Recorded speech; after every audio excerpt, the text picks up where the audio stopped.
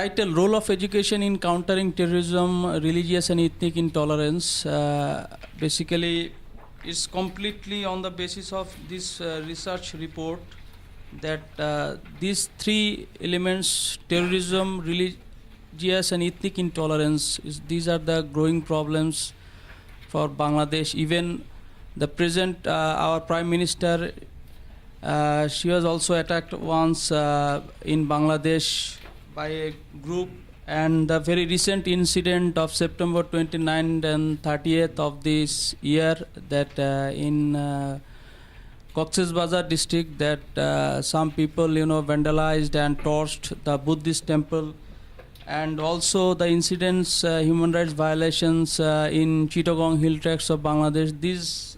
There are so many things happening in several times. So these are the concerns, that why I have taken these three issues, and I have tried to see these things through education policy of Bangladesh, whether the latest education policy focused on these three issues or not. And from that point of view, I have conducted this research in 4 divisions of Bangladesh, that is capital Dhaka, Chittagong, Rajshahi and Sylhet, and the respondents number was 500.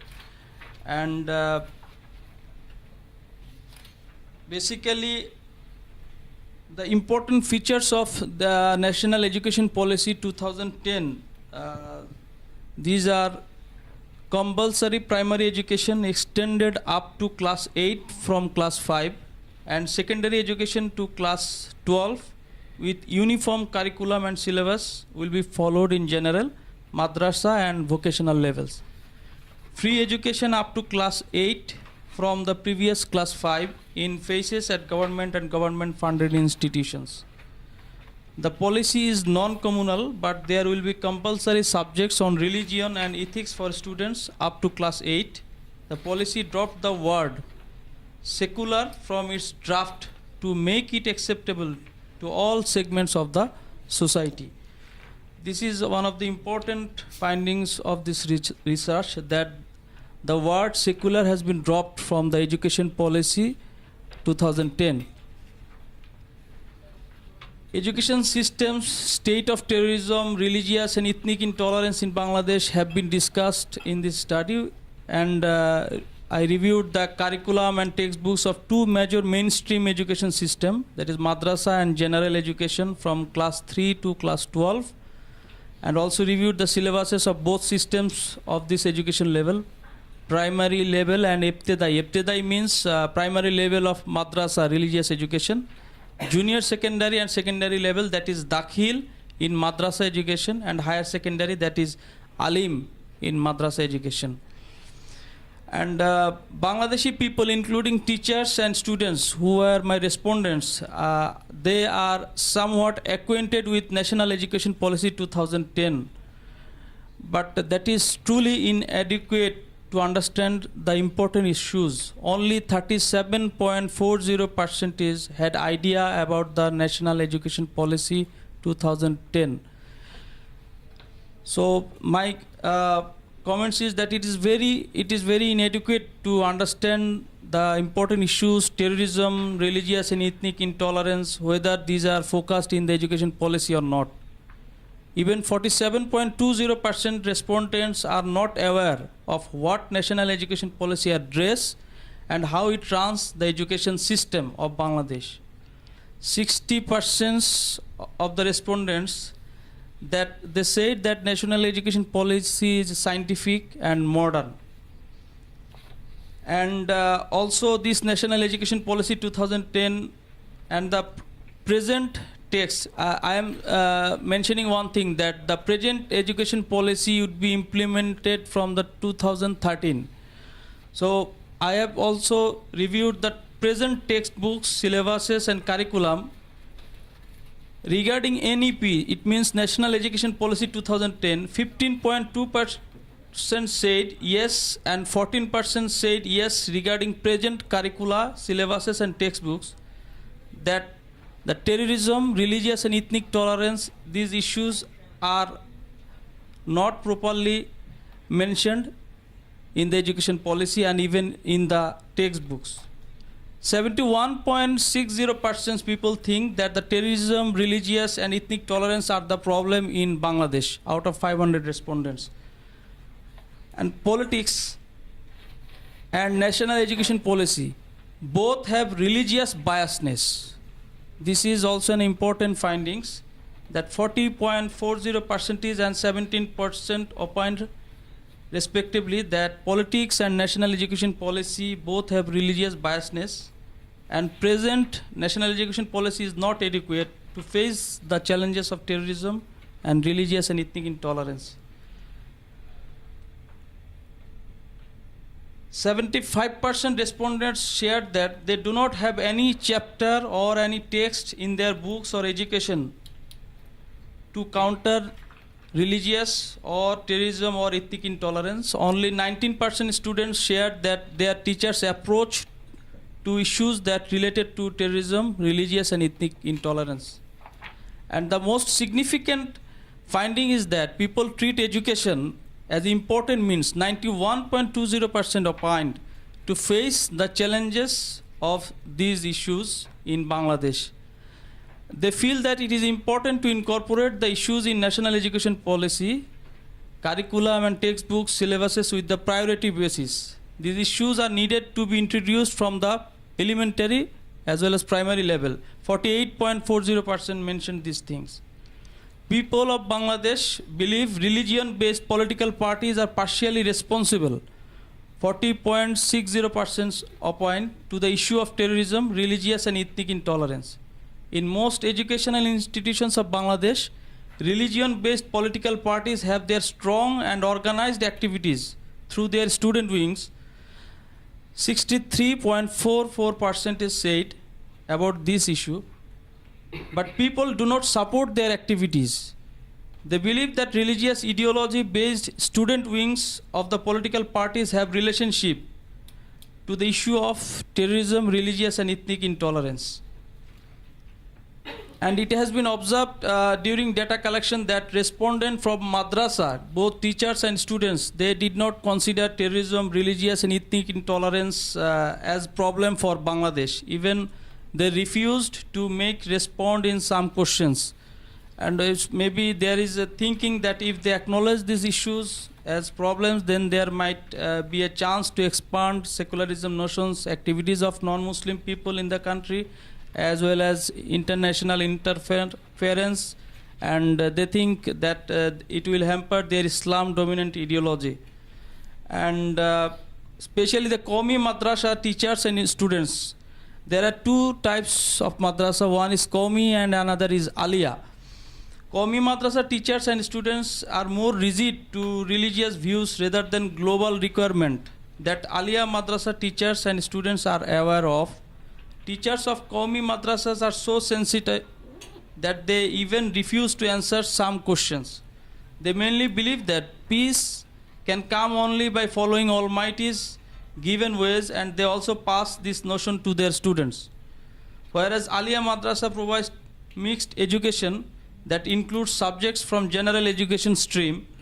They often come out from madrasa and enroll for higher studies, and their thoughts and ideas are much modern than Qawmi graduates.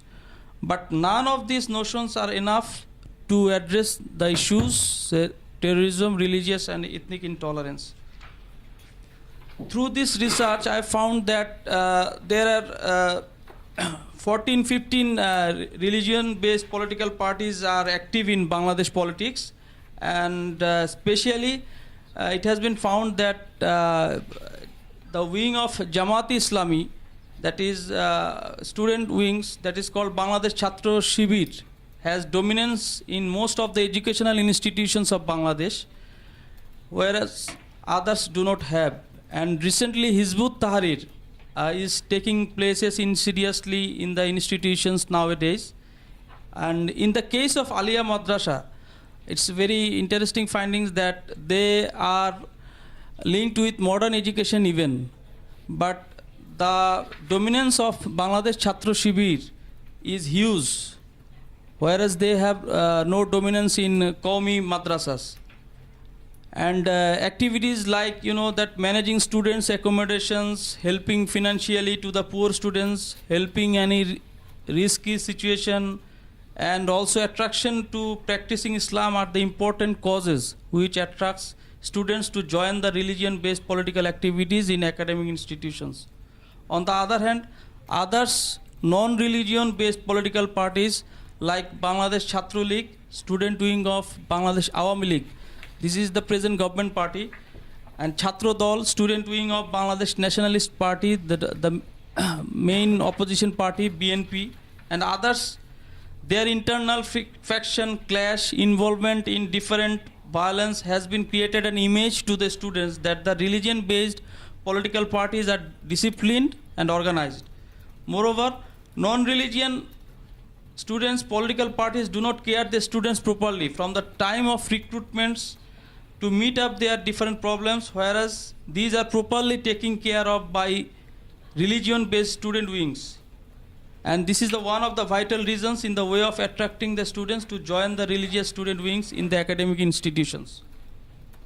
Respondents who were teachers, they did not admit their involvements in religion-based political activities during their student lives in fear of faced off, but it is observed that most of them had involvement in religion-based political activities, and their recruitments were also have some influence of their religion-based political activities, such as member of student affiliation of with Jamaat Islami Bangladesh.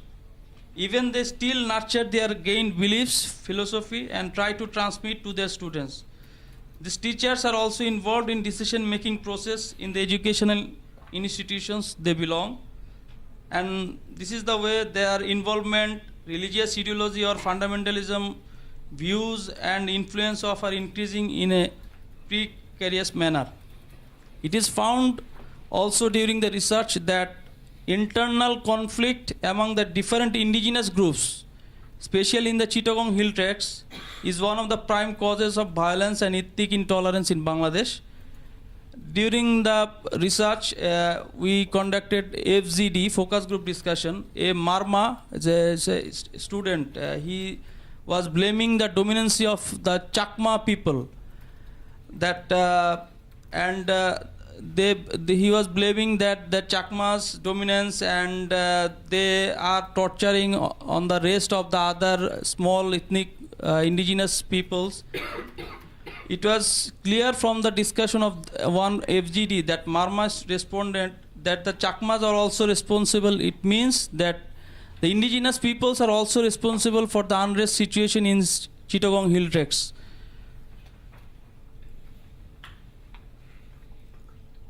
The most important findings of my research is that religion works as a very powerful controller in politics and education policy, as well as in education system of Bangladesh. Though government of Bangladesh did not admit, and they carry propagandas as so-called secularism thoughts.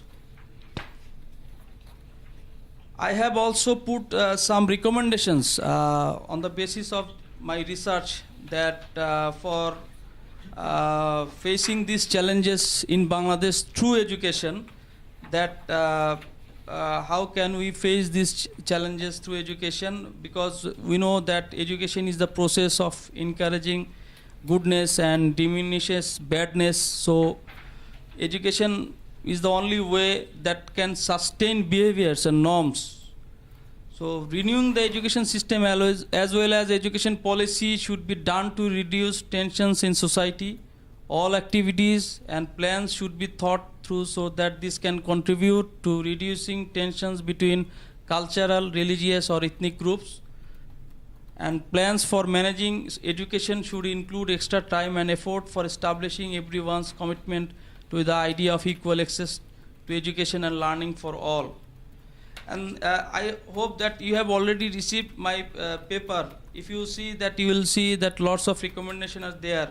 As I am here and presenting these things, I will just focus on 2-3 points of my recommendations. That is that political will, basically political will is important issue, and without religious biasness, that is the important factor to curb terrorism or these kinds of problem.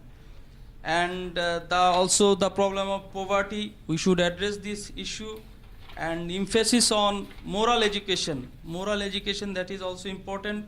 And international community like EU, they have contribution in Bangladesh education, but they can do through establishing an education commission jointly with Bangladesh, especially for addressing these issues, and they can plan and they can share ideas and views. And also it is very urgently needed to review the education policy, because the data shows that the people who are engaged with education system, they are not even aware about their own education policy. 32-33% only, just they have idea that Bangladesh has an education policy, but what the education policy address, they have no idea. So it is very important that it should be more public, and people who, at least who are involved with this system, they should know this. And as these issues are growing problems, I would say that only Bangladeshis would be affected. It is not to mention, it is not wise that the South Asian countries as well, the whole region, even these Brussels can be affected, because the culture of globalization, terrorist activities, it's now from one place to another. So it is very urgently needed to address these problems, and that would be through the education. And from that point of view, that I have recommended to review the education policy, focusing on addressing these issues through incorporating some texts or paragraphs at different level of classes. And especially about the madrasa education system, I would like to say that people have views that all things happens by those people.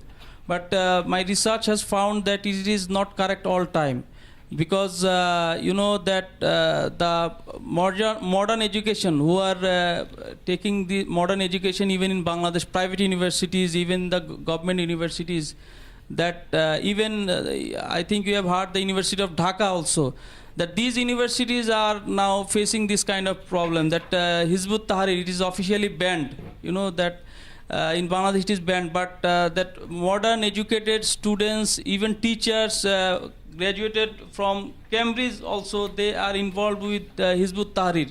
It is found through different report. So it should not be wise to say that religious students or madrasa students are only involved with this kind of things.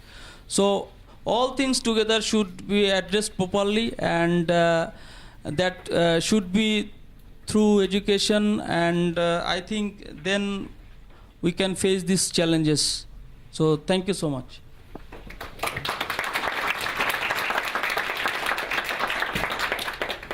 Thank you very much. I'm just quickly glancing at my watch. We have about 20 minutes.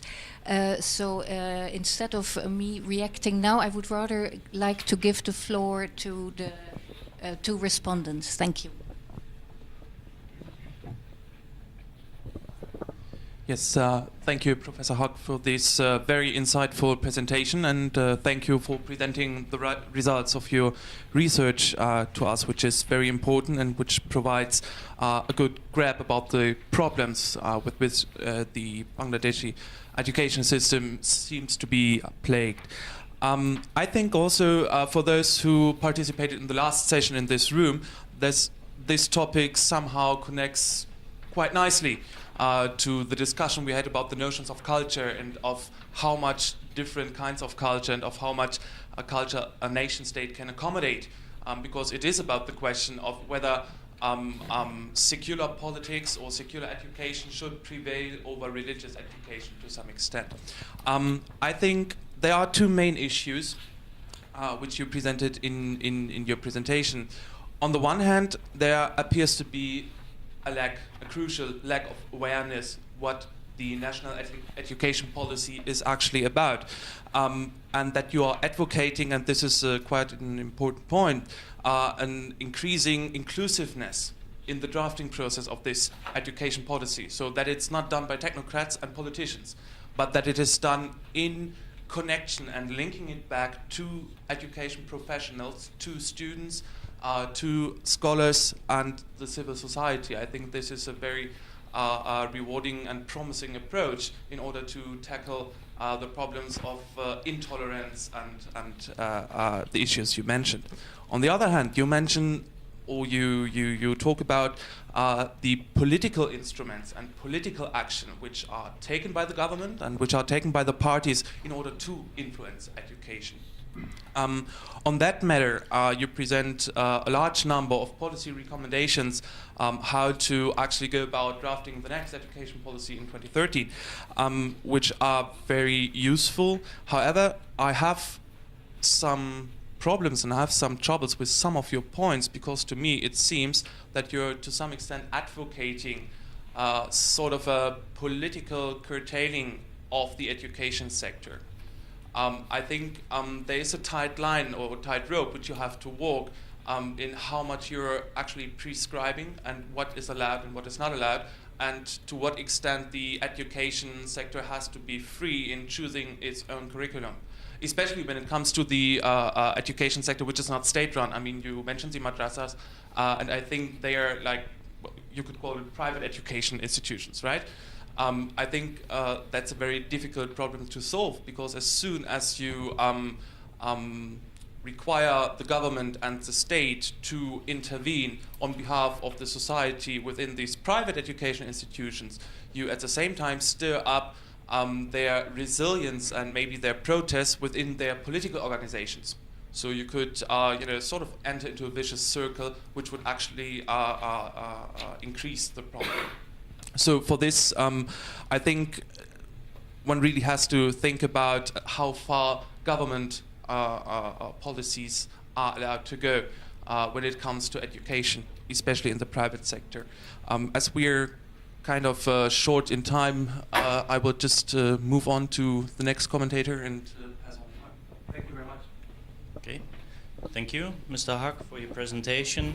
I'll keep it kind of short. I organized my questions according to your paper and your presentation, of course. I would say quality education merits serious consideration and is essential, of course, as an ingredient that can mitigate latent conflicts. But on the other hand, it's especially to emphasize that the system of education as such cannot by itself achieve or preserve peace. Parties who desire a stable and enduring peace must understand and find ways to manage the underlying sources of conflict. Equal access to quality education, I would say, and teaching that promotes tolerance and diverse points of view goes hand in hand with other ongoing efforts towards reconciliation. And I found some statistics from Save the Children and UNICEF that indicate that every additional year of formal schooling for young males especially can reduce the risk of becoming involved in conflict by 20%. This may seem self-evident, but it depends fundamentally on the quality of education they have received. And as we have seen in your presentation, the majority of teachers in Bangladesh can or do not adequately address or promote issues such as religious and ethnic tolerance. This negligence may even reinforce the attitudes, divisions, and behaviors that create the conflict to begin with. Teachers can and should play a crucial role in order to overcome such protracted conflicts. If I understand you correct, madrasas are an alternative means of education over which the government of Bangladesh has limited power. If so, how can a government consolidate its authority without curtailing Islamic education as such? Could you elaborate a bit more how the vocational training for school teachers is conceived and developed, and with a special emphasis on the Islamic education? How is the teacher selection being made for non-government schools, government approved and supported, and the madrasas as such? Thank you.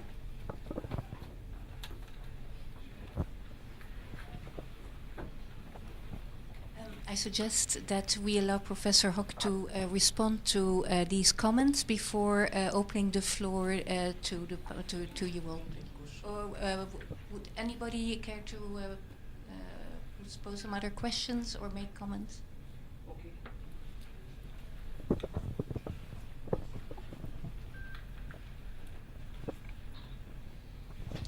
Hello, good afternoon. This is Mr. Rizwan, First Secretary, Bangladesh Embassy.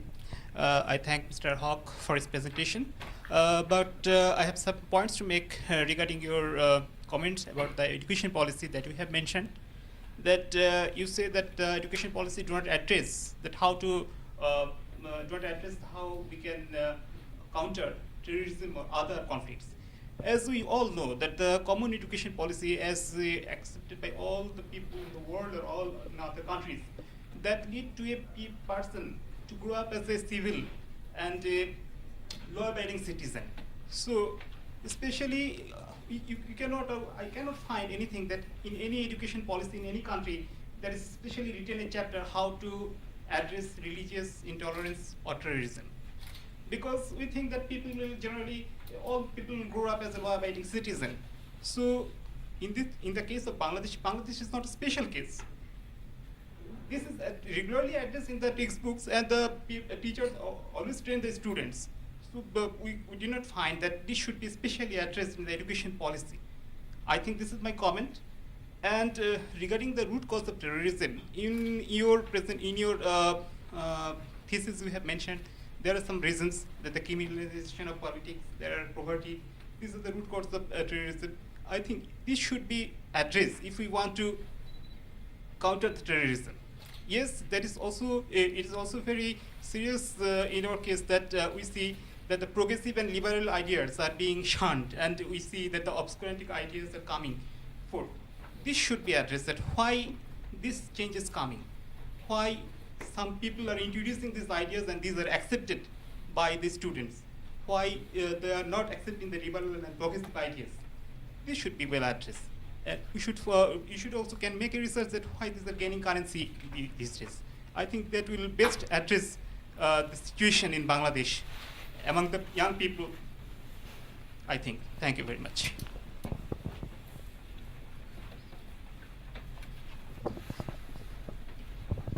Well, thank you very much for your research there. I had actually commented on the last session, and I'd just like to add there, I don't usually comment, I usually sit and listen, but the topics, just to congratulate this panel, have been wonderful and enlightening.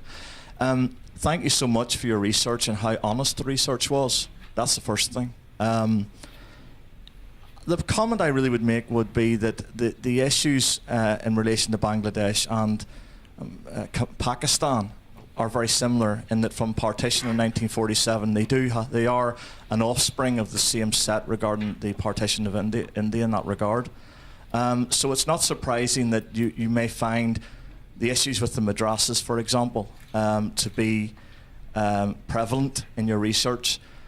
I would ask, however, that it's not just about the education, as I'm sure most people would agree. It's about the changing of an ideology. It's about educating more, in our opinion, on a humanistic aspect, that we're all human beings on this earth. We all deserve love. We all deserve to live in peace. We all deserve to have the right of an expression. And therefore, perhaps the goal would be for the international community and the United Nations, the goal would be to more say, okay, we all have different opinions, but where are our areas of dialogue? And that takes away the fear aspect, because the biggest thing, in our opinion, as a coalition, that we have found through Pakistan is that a lot of the issue is that the establishment are afraid of losing the grip that they have for many different reasons. And that would be all I would comment. Thank you.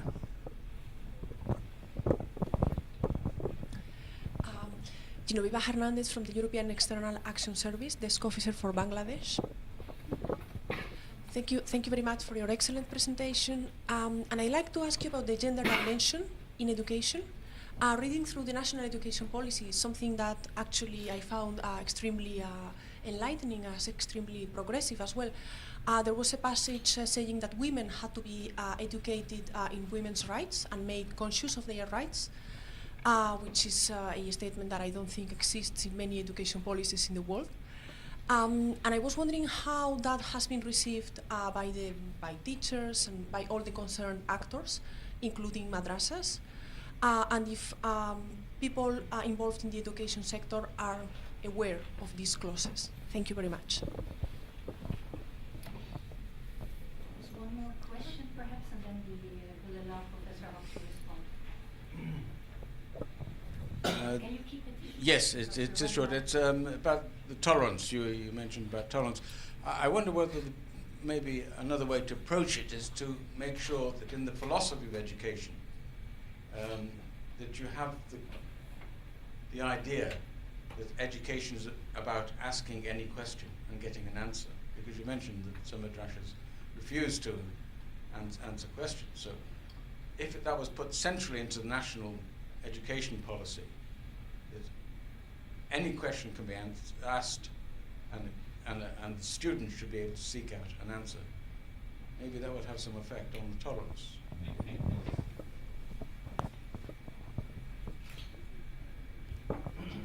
I think we have about 10 minutes left, so let me immediately give the floor to Professor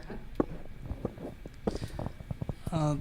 Thank you for the comments. I firmly believe that it will enrich my research.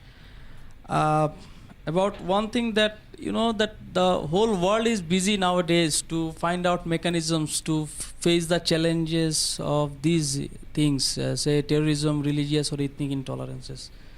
So why not we should try for one mechanism like education.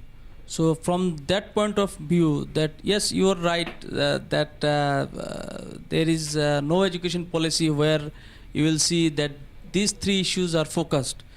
But my perception is that why not we will try for these through education, because education can be a mechanism, so we can try. So this is one thing, and another thing is that about the teachers recruitment policy, even for the private sectors in Bangladesh, that it's under the government policy and it's controlled by the government. Though if you want to be a teacher of a private school, college, whatever it is, but you have to pass an exam that is controlled by the government. And about the gender issues, women issues, that is, yes, that up to, it is given priority by the all governments, even the present government also, that education is free up to graduate level for female students in Bangladesh. And they are concerned, and that NGOs, they are very active. They are very active in Bangladesh, and that BRAC, Grameen Bank, through these channels, women are, that now in a good position. If you go through the history, last 10, 15 years, that we have so many achievements, and even in the political positions also, even in the parliament, from prime minister to opposition, our foreign minister and ambassadors, even in the lower level also, they have voice now. So all the things together, I would like to mention that my aim is that to test the education as an important means or mechanism to face these challenges.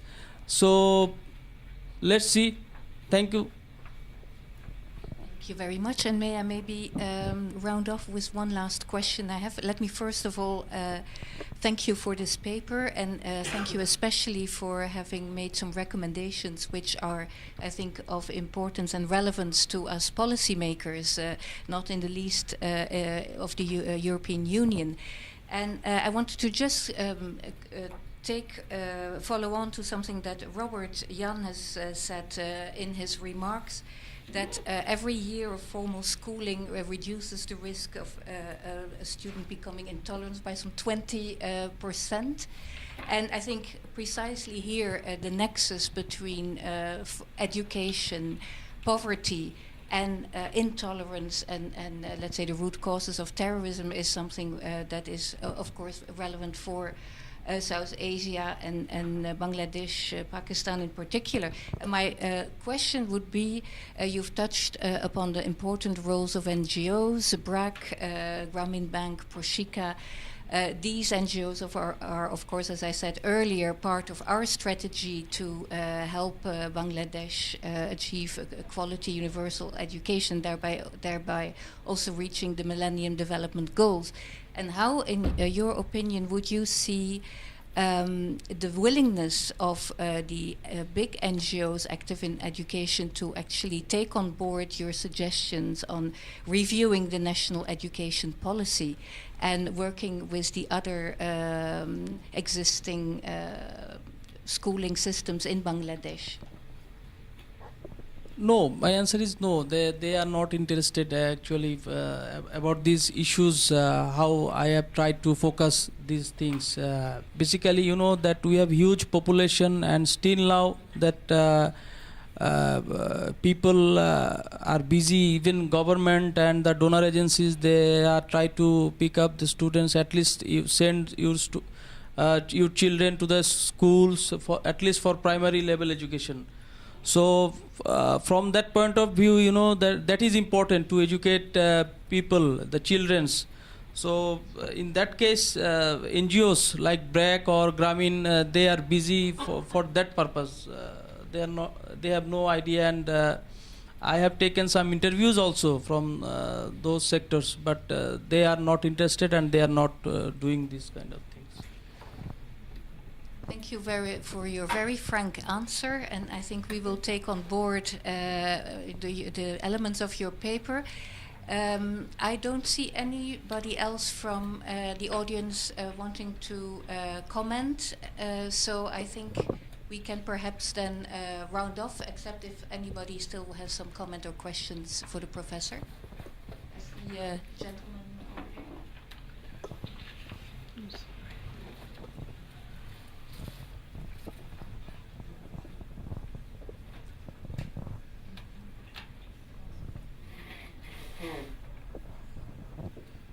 Salamat Akhtar from Pakistan. I appreciate your research work, but still, I think that education is always secular. In Pakistan, we do have the control of Jamaat-e-Islami on education, and this control contributes towards terrorism. I appreciate this paper, but it had been much better if it had taken the shape of the article of education policy of the South Asia. What about Pakistan and India? I had a chance to attend an international history conference in Patiala University in 2006. I appreciate the education policy of India, and if he had taken the education policy of Pakistan and India and along with Bangladesh, Sri Lanka and other countries, it had been much better. Thank you.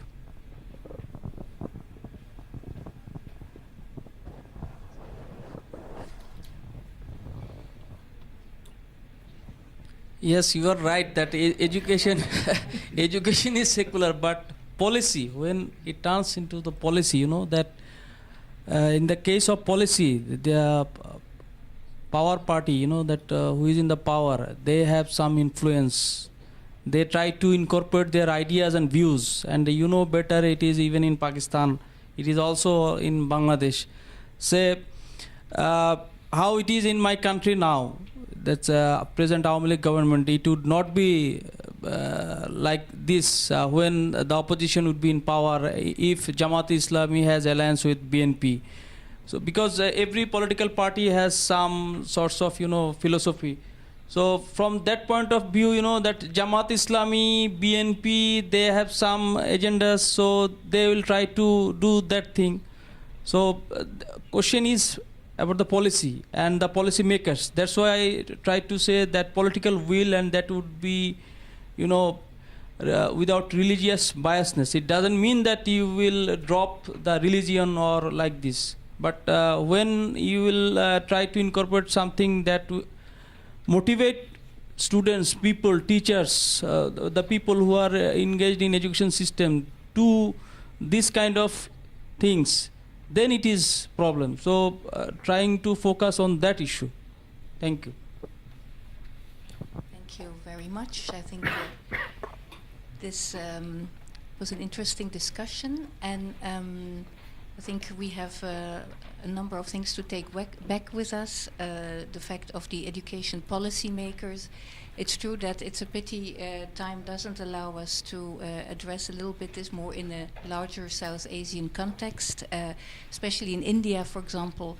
If you see the progress the government has made, for example, through its Sarva Shiksha Abhiyan or other programs, which are maybe more secular in nature. Of course, the problems, of course, in India are quite different, and I think there the big challenge is now, while they haven't achieved almost total enrollment, it's more now also looking at quality education, and so there remains, of course, a lot to do. I think your comments are hopefully particularly useful for the situation in Bangladesh. I think it's useful for our policymakers who are having to look ahead now with our new financial perspectives for EU development cooperation for South Asia, and notably also for Bangladesh. We're currently thinking of what to do in the next 7 years, starting in 2014. So I think this has been a very useful contribution. And may I really thank, first of all, Professor Hoque for his presentation, the commentators, and also the public for your very valuable contributions. Thank you.